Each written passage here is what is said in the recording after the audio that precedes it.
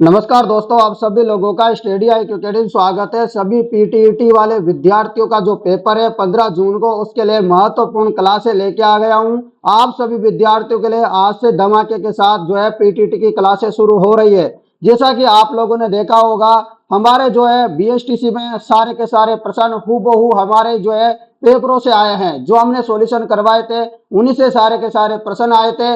आप लोगों ने हूबहू देखे होंगे, ऑप्शन तक भी चेंज नहीं है। जो हमने पढ़ाया था वहां से सारे के सारे प्रश्न आए थे। और आप लोगों से भी वादा करते हैं कि आप हमारे से पढ़ोगे तो आप जो है पीटीईटी को फतेह करोगे, आपको कॉलेज अवश्य मिलेगी। ये हमारी दावा है आप लोगों से। अच्छा पढ़िए, कम पढ़िए दोस्तों। तो आपके पास अभी बहुत सारा समय है। बीएसटीसी वालों के पास तो इतना सारा समय भी नहीं था। बीएसटीसी की तो केवल मैंने 5-6 दिन क्लास लगाई थी। आपके पास तो अभी 10 दिन से भी ज्यादा का समय है। आप लोगों के लिए तो हम बहुत कुछ कर देंगे दोस्तों। तो आप लोगों को अब जी जान लगा देना है। और अब आप हमारे साथ जुड़ जाइए। रोज रात के 9 बजे डेली राजस्थान जीके की क्लास, हिंदी की क्लास, रीजनिंग की क्लास, अलग अलग दिन भर आपको क्लासें मिलती रहेगी। आप हमारे साथ जुड़िए दिल से। चलिए दोस्तों, आपको जो है चैनल को सब्सक्राइब कर देना है ताकि रोजाना आपको यहाँ क्लास मिल सके। पीटीईटी की बीएसटीसी वालों से पूछ लो, हमारी क्लास से आए सारे के सारे प्रश्न। दावा ठोक रहे हैं, कोई कह दे कि नहीं आए हम चैलेंज देंगे। ठीक है, आप लोगों से भी वादा करते हैं आप अच्छा पढ़िए, कम पढ़िए काबिली से।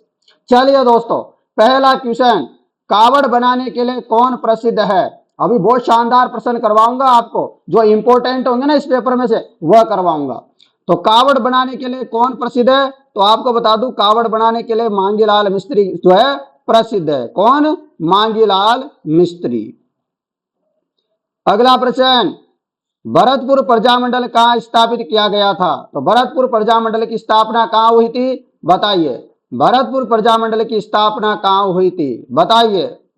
तो भरतपुर प्रजामंडल की स्थापना हुई थी दोस्तों रेवाड़ी में। जो आपके लिए प्रश्न है, जो आपके परीक्षा में आ सकते हैं, वही करवाऊंगा। उसके अलावा कोई एक प्रश्न भी एक्स्ट्रा नहीं करवाऊंगा। आपको बताना है यहां पर कि आलू एक रूपांतरित है। तो आलू एक रूपांतरित क्या है? तो आलू रूपांतरित एक क्या है? तना है। तो आलू रूपांतरित एक क्या है? तना है, तना। अगला प्रश्न आपके लिए ये रहा प्रश्न। हूबहू ऐसा कैसा ही पेपर आपके पेपर में देखने को मिलेगा, ये मैं आपसे दावा कर रहा हूं। देख लेना, आपको विश्वास नहीं है तो ठीक है ना। अभी शानदार तरीके से आप पढ़िए। आप 15 तारीख को मुझे बता देना कि आपकी क्लास में से प्रश्न नहीं आए, मान जाऊंगा आपको। प्रश्न है आपका, निम्नलिखित में से लोक नृत्य उसके क्षेत्र से जुड़े युग्मों में से कौन सा सही नहीं है? जो गलत है वह आपको बताना है। चलो बताओ। आपको पता है डोल नृत्य जालोर का प्रसिद्ध है। डांडिया नृत्य आपको पता है मारवाड़ का प्रसिद्ध है। गींदड़ नृत्य शेखावाटी का। परंतु बम नृत्य आपके बीकानेर का प्रसिद्ध नहीं है। ठीक है ना, रख लोगे याद कि बम नृत्य का संबंध जो है बीकानेर से नहीं है। ठीक है मित्रों, आशा करता हूं आप लोगों को शानदार तरीके से समझ में आ रहा होगा। चलते हैं अगले प्रश्न की तरफ। चलिएगा, ये रहा अगला प्रश्न। प्रश्न है कि राजस्थान के किस जिले में गिलुंड पुरातत्व स्थल उत्खनन देखने को मिला है? तो गिलुंड सभ्यता कहां पर है?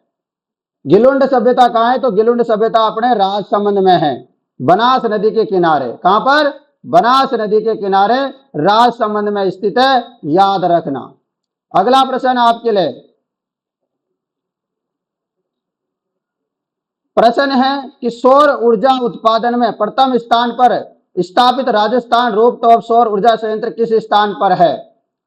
तो जवाब क्या हो जाएगा आपका? जवाब हो जाएगा दूसरे स्थान पर, रूपटॉप के मामले में, ऐसे नहीं, रूपटॉप के मामले। अगला प्रश्न, जो नवनेरा या नवनेरा जो बांध का निर्माण कार्य चल रहा है, यानी कि जो नवनेरा नवनेरा जो बांध है ना, जो अपनी जो ये नई योजना आ रही है पानी पहुंचाने के लिए, तो ये कहां पे चल रही है, कौन सी नदी पे चल रही है? तो आपको पता है, सिंपल सा आके तो एकदम, तो जो नवनेरा या नवनेरा बांध का निर्माण कार्य चल रहा है ना, काली सिंध पे चल रहा है। बहुत सारे बच्चे चंबल लगा देंगे, तो चंबल मत लगाना, काली सिंध इसका राइट जवाब होगा। क्या होगा?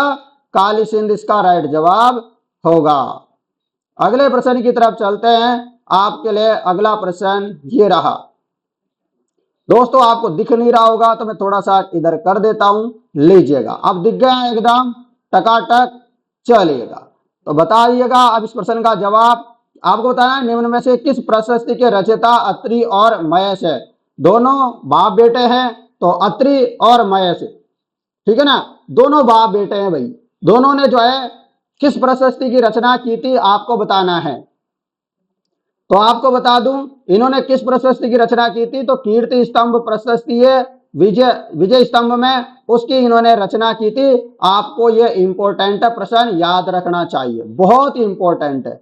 अगला प्रश्न आप लोगों के लिए प्रश्न है कि समवर्षा रेखा जो राजस्थान को लगभग 2 बराबर भागों में बांटती है, यानी कि हमारा ये प्यारा सा क्यूट सा चुन्नू मुन्नू सा राजस्थान है, इसको 2 भागों में, एक तो पश्चिमी राजस्थान और एक पूर्वी राजस्थान, ऐसे 2 बराबर भागों में बांटती है। तो ये है 50 सेंटीमीटर। यदि आपसे पूछे कि पश्चिमी राजस्थान को भी 2 बराबर भागों में बांटती है तो वो हो जाएगी 25 सेंटीमीटर। तो दोनों में अंतर है, दोनों को अच्छे से कर लेना, बहुत इंपॉर्टेंट है, यहां से प्रश्न आता ही आता है, ठीक है ना, तो रख लोगे याद। अगला प्रश्न आपके लिए प्रश्न है कि निम्न में से कौन सी परियोजना राजस्थान में शिक्षा के प्रोत्साहन से संबंधित नहीं है। तो शिक्षा से प्रोत्साहन से संबंधित योजना नहीं है, बताओ। शिक्षा से संबंधित योजना नहीं है तो आपको पता है सरस्वती भी है, लोक जुम्बिश भी है, गुरु मित्र है, परंतु जीवन धारा परियोजना कोई जो है शिक्षा से संबंधित परियोजना नहीं है हमारे राजस्थान में। शिक्षा से संबंधित परियोजना नहीं है, आपको याद रखना है। अगला प्रश्न ये रहा, अगला प्रश्न, चलिए दिख रहा है आप लोगों को, नहीं दिख रहा, लीजिएगा। अब दिख गया, बिल्कुल दिख गया होगा। अब तो कमेंट करके बताओ फटाफट कि सिरोही रियासत ने अंग्रेजों के साथ संधि किस वर्ष में की थी। कल प्रश्न आया था, आपको पता है क्या आया था, पता है किसी को, पता है, बताओ बताओ बताओ बताओ।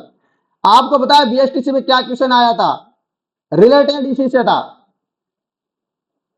थोड़ा सा मिलता जुलता इसी से था।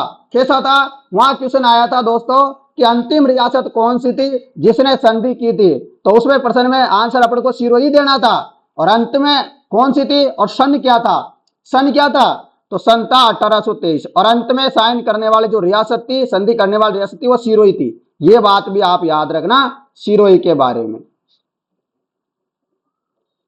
अगला प्रश्न है भारतीय विमानपत्तन प्राधिकरण की उड़ान प्रशिक्षण संगठन नीति के तहत में एक नई उड़ान प्रशिक्षण अकादमी खोली गई, कहां पर खोली गई है बताइए। तो जवाब हो जाएगा किशनगढ़ अजमेर में खोली गई है, भारतीय विमानपत्तन प्राधिकरण की उड़ान प्रशिक्षण संगठन नीति के तहत।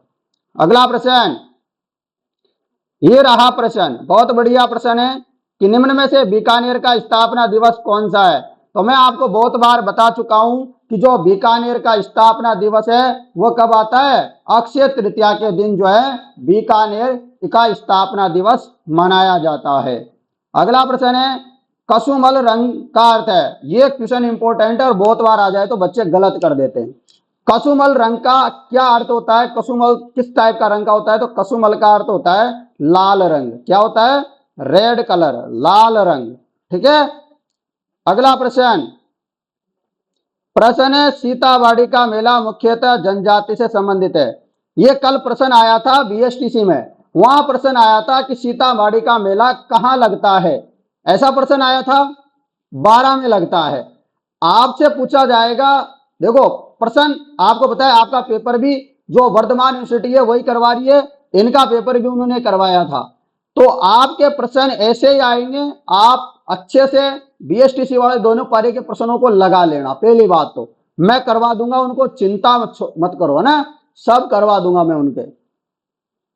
वैसे मैंने करवा दिया है, आप उन पुराने जो उन बीएसटीसी वाली क्लास है उनको देख सकते हो, क्योंकि बहुत इंपॉर्टेंट है आपके लिए। बताओ मुझे सीताबाड़ी का मेला किसके लिए प्रसिद्ध है, कौन सी जनजाति, तो शहर या जनजाति का जो है इसको कुंभ कहते हैं। सीताबाड़ी का मेला 12 में लगता है, कहां लगता है आपसे पूछा जा सकता है, 12 में लगता है। अगला प्रश्न है स्कूल पधारो जेसाणोरी लाडली योजना ने आयु वर्ग की बालिकाओं को लक्षित किया है। तो कितने साल की बालिकाओं को लक्षित किया है, तो ये क्या है 10 से 18 साल की बालिकाओं को लक्षित। अगला प्रश्न, प्रश्न है, छोड़ो इसको,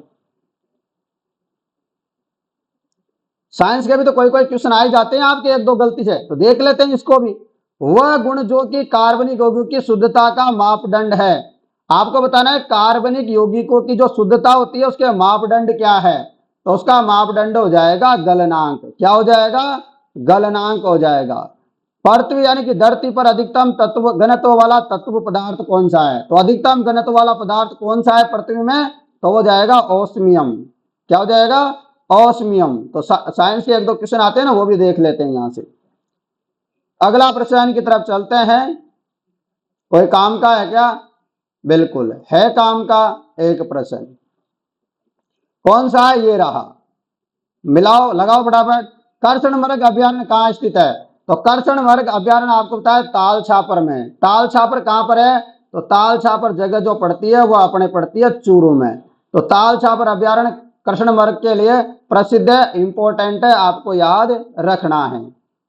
अगला प्रश्न आपके लिए, रुक जाइए 1 मिनट, ठीक है। अब डन, चलिएगा बताओ इसके बारे में।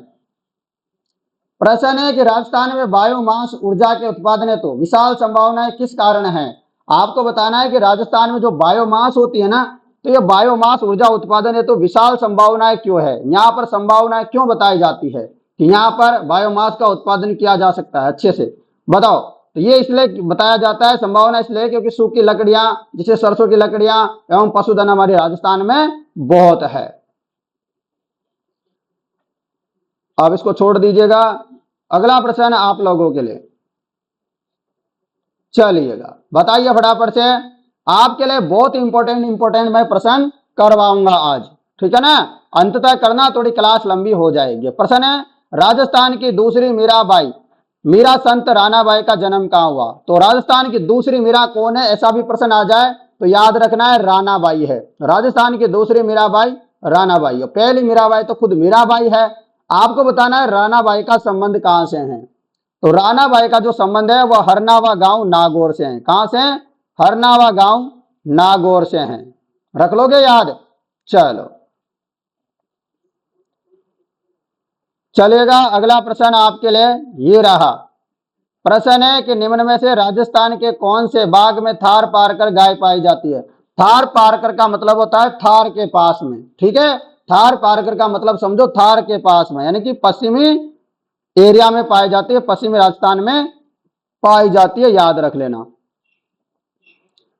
अगला प्रश्न आप लोगों के लिए, प्रश्न बहुत बढ़िया है कि प्रसिद्ध पर्यटन स्थल जसवंतड़ा कहां है। तो प्रसिद्ध पर्यटन स्थल जसवंतड़ा कहां है, तो जसवंतड़ा अपने जोधपुर में स्थित है। और बाटाड़ू का कुआं आपसे पूछ ले तो बाटाड़ू का कुआं बाड़मेर में है। अगला प्रश्न, किस क्षेत्र में राजस्थानी चित्रकला का जन्म स्थान माना जाता है। तो राजस्थानी चित्रकला का जन्म स्थान जो माना जाता है वो मेवाड़ को माना जाता है। राजस्थान की सबसे प्राचीन जो चित्रकला है वो मेवाड़ की है, याद रखना। अगला प्रश्न आपके लिए, प्रश्न है कि शिक्षा का अधिकार अधिनियम के तहत राजस्थान में निजी स्कूलों में अध्ययनरत बालिकाएं अब तक निःशुल्क पढ़ सकेगी। कब तक निःशुल्क पढ़ सकते हैं, कहां तक की क्लास की? 12वीं तक। और कल क्वेश्चन आया था कि 2022 में जो नया एजुकेशन सिस्टम आया है उसकी जो पॉलिसी है वो कितनी है, तो आपको पता है 5334, ठीक है ना। ये थी मतलब 5 + 3 + 3 + 4, ये थी, ये क्वेश्चन आया था कल। तो ये भी आप लोग याद रखना। और कब तक कहां तक की बच्चियों को फ्री एजुकेशन मिलेगी? 12वीं तक की, तो ये बात भी याद रखना। अगला प्रश्न है राणा प्रताप सागर किस जिले में है। तो कल प्रश्न आया था कि राणा प्रताप सागर कौन से जिले नंदी पे है, तो आपको चंबल बताया था। तो ये प्रश्न भी आ सकता है कि राणा प्रताप सागर कौन से जिले में है, तो चित्तौड़गढ़ में राउतभाटा में। कहां पर? चित्तौड़गढ़ में राउतभाटा में जगह पड़ती है, ठीक है ना। राउतभाटा में थर्मल पावर प्लांट भी है, ये भी आप लोगों को याद रखना है। अगला प्रश्न है उस्ता कला पद का प्रयोग किस चित्रकला शैली के लिए संदर्भ में है। तो उस्ता कला आपको पता है ऊंटों के ऊपर सुंदर सुंदर चित्र बनाए, मतलब ये अपने चित्रकारी बनाई जाती है और ये बीकानेर का प्रसिद्ध है उस्ता कला। रख लोगे ना याद? तो ऐसे प्रश्न अपने आने वाले हैं पेपर में।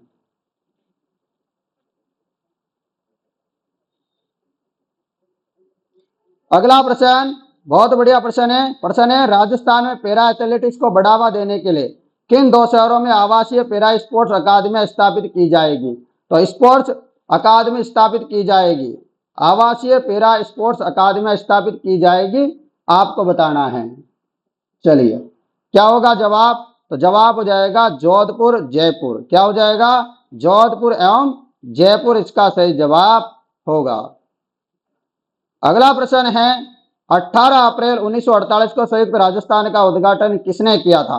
18 अप्रैल 1948 को संयुक्त राजस्थान का उद्घाटन किसने किया था? क्या हो जाएगा जवाब? जवाहरलाल नेहरू। तो मैंने आपको पहले भी बताया था कि पहले चरण का और दूसरे चरण का जो स्थापना की थी वह गोडगिल, कैसे याद रखोगे? गोडगिल, ठीक है ना। थर्ड आपको याद रखना है चाचा, ठीक है, नेहरू पटेल, ठीक है। चौथा आपको रखना है पटेल जी। तो पहले दूसरे की स्थापना करी थी कि उद्घाटन किया था किसने? गोडगिल साहब ने। तीसरे का उदयपुर वाला जो बना था तीसरा चरण संयुक्त राजस्थान, उसका उद्घाटन चाचा नेहरू पटेल जी ने किया था। चाचा नेहरू जी ने किया मतलब है ना। चौथे चरण जो अपना वृहत राजस्थान बना था इसका उद्घाटन किया था पटेल जी ने 30 मार्च 1949 को। और तीसरा चरण 18 अप्रैल 1948 को आपको पता है उदयपुर मिला दिया था इसमें कोटा वगैरह में उस समय फिर ये बन गया था, ठीक है ना। रख लोगे याद। अगला प्रश्न आप लोगों के लिए ये रहा।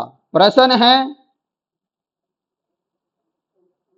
है मोतीलाल तेजावत ने कहां से आदिवासियों का करबंदी आंदोलन आरंभ किया? बताना है आपको मोतीलाल तेजावत ने कहां से आदिवासियों का करबंदी आंदोलन आरंभ किया? करबंदी आंदोलन आरंभ किया था, आपको याद रखना है झाडोल से। क्या हो जाएगा जवाब?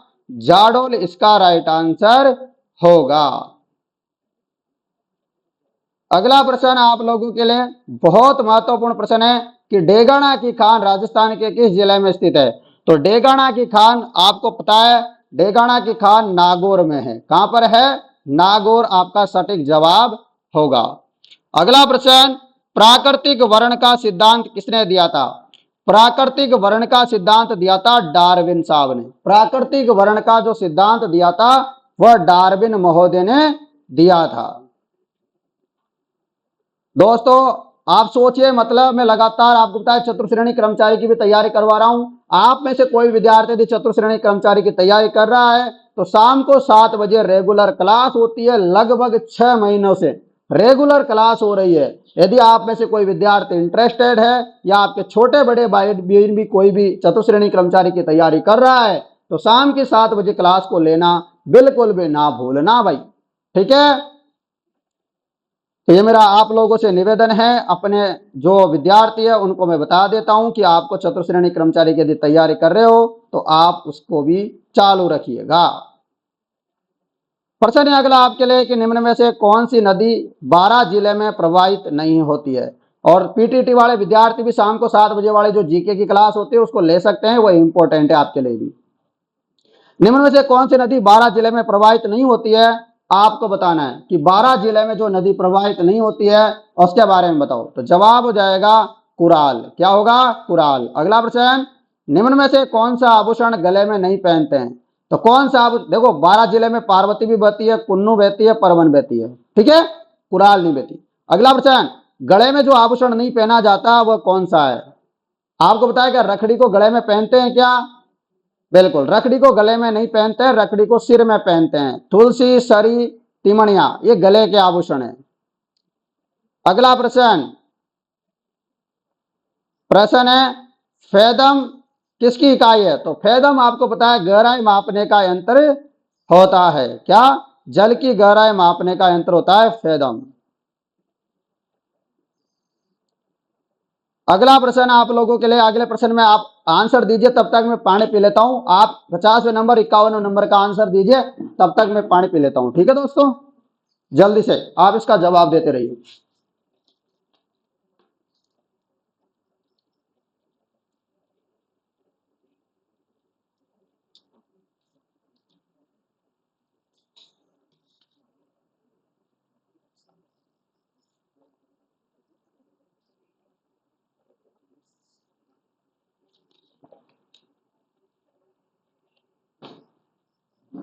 ठीक है दोस्तों, दे दिया जवाब आप लोगों ने?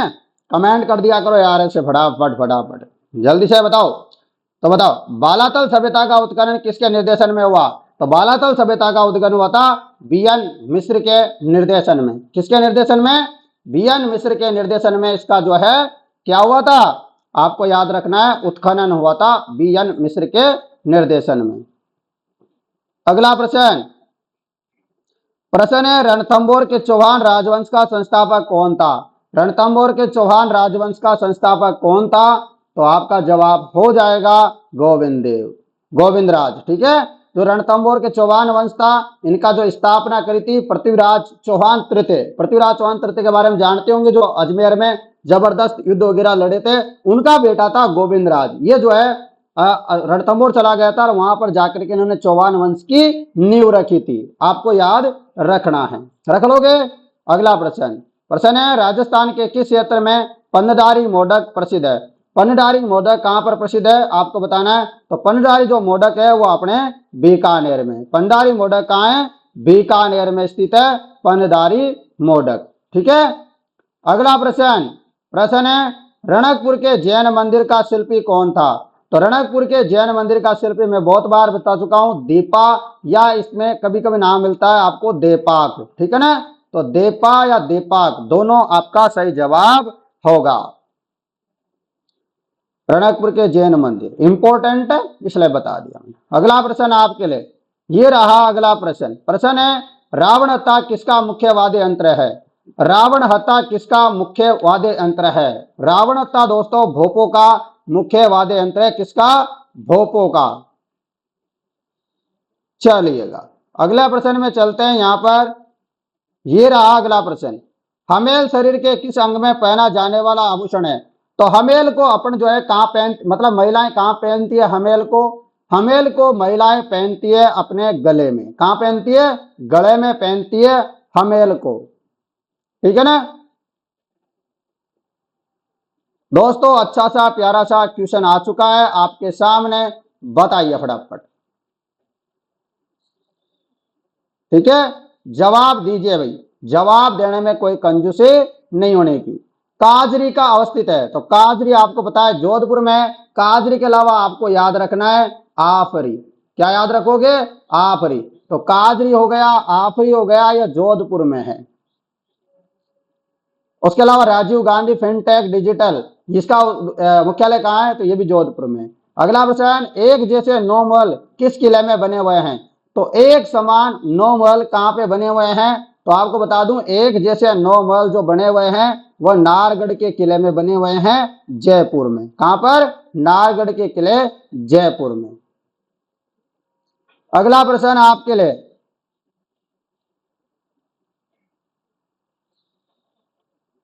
ये अपने काम का प्रश्न नहीं है, ये रहा अपने काम का प्रश्न।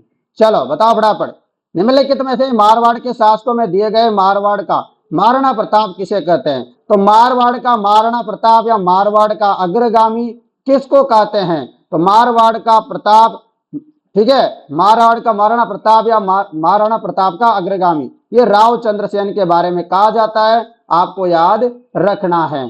ये कभी भी जो है मुगलों के सामने झुके नहीं थे। अगला प्रश्न आप लोगों के लिए ये रहा। अगला प्रश्न, प्रश्न है उदयपुर में राजस्थान महिला परिषद की संस्थापक कौन थी? उदयपुर में राजस्थान महिला परिषद की संस्थापक कौन थी? बताइए। बहुत बढ़िया जवाब आ रहा है सभी विद्यार्थियों का। जवाब हो जाएगा शांता त्रिवेदी। क्या होगा? शांता त्रिवेदी। उदयपुर में राजस्थान महिला परिषद की संस्थापक कौन थी? तो शांता त्रिवेदी थी, आपको याद रखना है। अगला प्रश्न आप लोगों के लिए ये रहा। प्रश्न है तारकसी का संबंध है, तारकसी का संबंध किससे है? तो तारकसी का संबंध है नाथ द्वारा से। नाथ द्वारा राजसमंद से तारकसी का संबंध है। अगला प्रश्न, प्रश्न है भाई राजस्थान निक्षय पोषण योजना का संबंध है। राजस्थान निक्षय पोषण योजना का संबंध किससे है? तो इसका संबंध है टीबी के मरीजों से। किससे संबंधित है? टीबी के मरीजों से। राजस्थान निक्षय पोषण योजना का संबंध है टीबी के मरीजों से। अगला प्रश्न आप लोगों के लिए ये रहा अंत वाला क्वेश्चन, ये रहा बड़ला सोलर पार्क कहाँ है? तो बड़ला सोलर पार्क कहाँ है? तो बड़ला सोलर पार्क है जोधपुर में। कौन है? तो जोधपुर में है भाई बड़ला सोलर पार्क, याद रखना।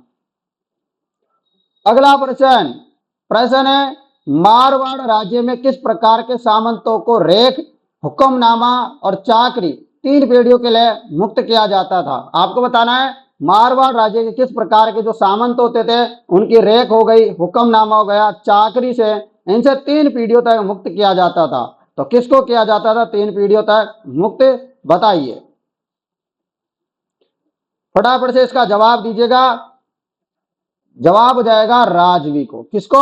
राजवी को मुक्त किया जाता था। अगला प्रश्न, प्रश्न है राजस्थान में शीतकालीन वर्षा उन चक्रवातों के परिणाम स्वरूप होती है जो उनमें उत्पन्न होते हैं।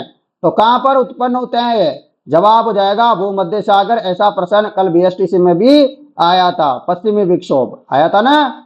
चलो अगला प्रश्न, प्रश्न है वृहत कथा कोश का लेखक कौन है? वृहत कथा कोश का लेखक कौन है? बताइए, वृहत कथा कोश का लेखक कौन है?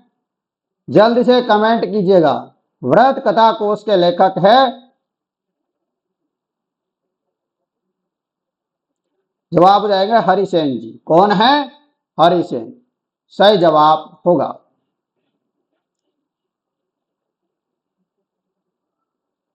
अगला प्रश्न आप लोगों के लिए ये रहा, बताओ।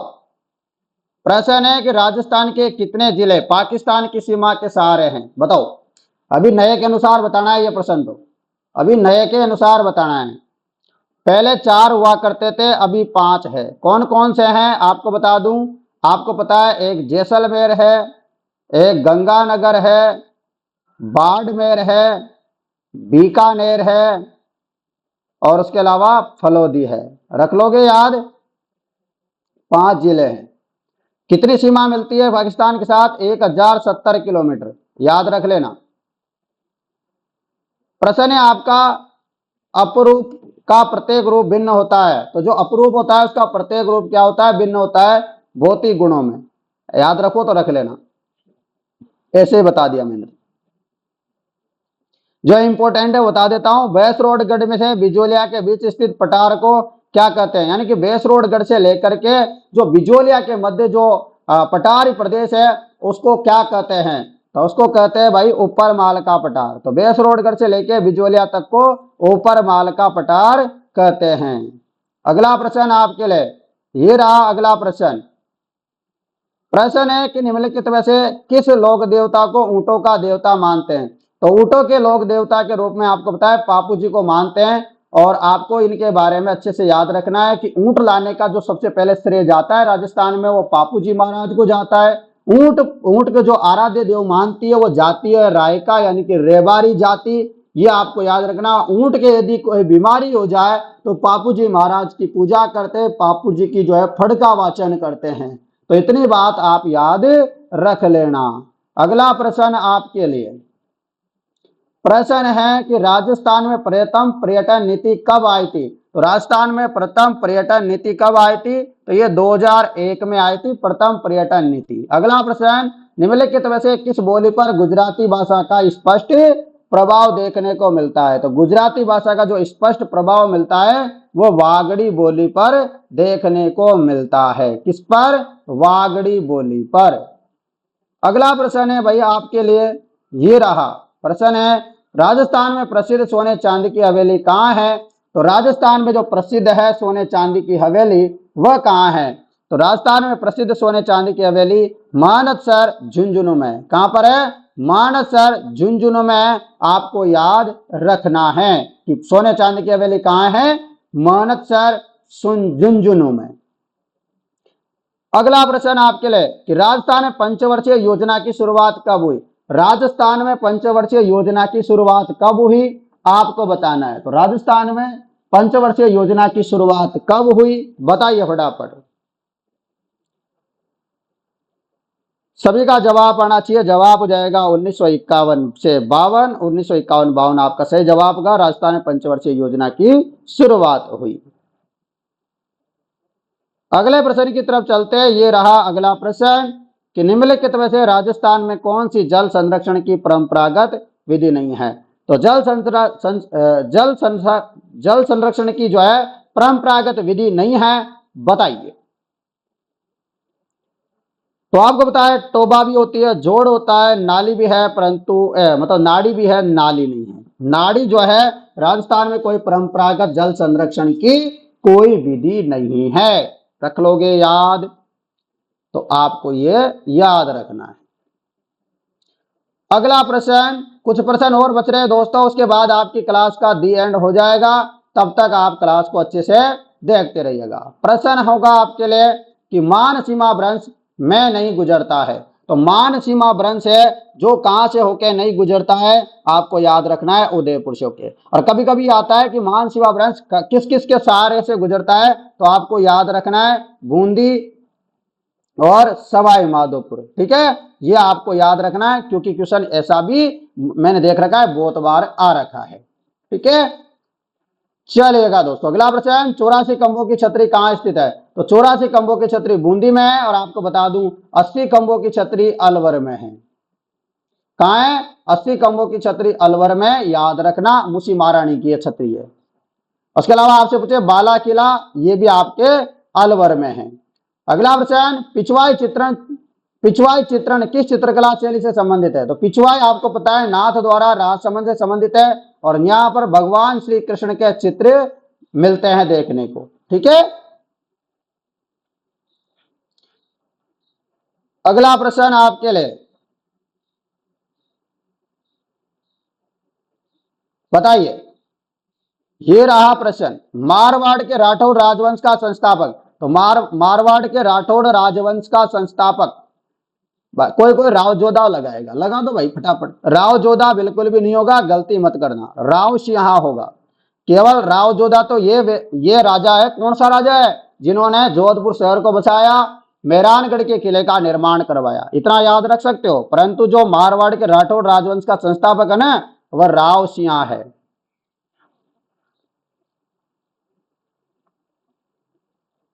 अगला प्रश्न, लंपी डिजीज के कारण स्वास्थ्य समस्या हुई थी। आपने देखा होगा जो लंपी बीमारी आ गई थी, आपने पता है देखा था क्या। हाँ, लंपी नामक बीमारी आई थी दोस्तों राजस्थान में जबरदस्त तरीके से। तो ये लंपी बीमारी किसको आई थी? अरे मवेशियों को नहीं आई थी क्या, गाय को नहीं आई थी क्या लंपी बीमारी? गाय काऊ को। ठीक है ना, तो ये याद रखना। यहाँ केटल लिख रखा है, मवेशी लिख रखा है, तो बच्चे बहुत सारे जो है कंफ्यूजन हो सकते हैं। अगला प्रश्न है हाल ही में आमागढ़ रिजर्व खबरों में था, क्यों। तो आमागढ़ रिजर्व क्यों खबरों में था? तो आमागढ़ रिजर्व खबरों में था, लेपर्ड सफारी के लिए प्रसिद्ध खबरों में था ये कुछ समय पहले। अगला प्रश्न है कि निम्नलिखित से भेड़ की नस्ल नहीं है। तो भेड़ की कौन सी नस्ल नहीं है इनमें से? तो आपको बता दूं, पुंगल भी भेड़ की नस्ल है, चोकला भी भेड़ की नस्ल है, जिसको राजस्थान के मेरिनो कहते हैं, नाली भी भेड़ की नस्ल है, परंतु राठी नहीं है। तो राठी किसकी नस्ल है? गाय की। किसकी? गाय की नस्ल है राठी, ना कि भेड़ की। अगला प्रश्न आपके लिए, ये रहा प्रश्न है कि राजस्थान में क्रांति का समय 28 मई 1857 को नसीराबाद छावनी के किन सैनिकों द्वारा किया था। तो आपको पता है, मैं बहुत बार बता रखा हूं, जो कि 15वीं बंगाल नेटिव इन्फेंट्री थी, इन्होंने जो है यहाँ पर विद्रोह शुरू कर दिया था 28 मई 1857 को। अगला प्रश्न, विश्व आदिवासी दिवस के अवसर पर बांसवाड़ा जिले के किस नदी पर पुल बनाने का शिलान्यास हुआ था? एक बार मोदी जी ने किया था। कौन सी नदी पर पुल बनाने की बात चल रही है? ये अनास नदी पर। कौन सी नदी पर? अनास नदी। और अनास नदी किसकी सहायक नदी है? माई की सहायक नदी है। अगला प्रश्न है क्या कोई आपके लिए काम का? हाँ, इसको याद रख लेना थोड़ा सा।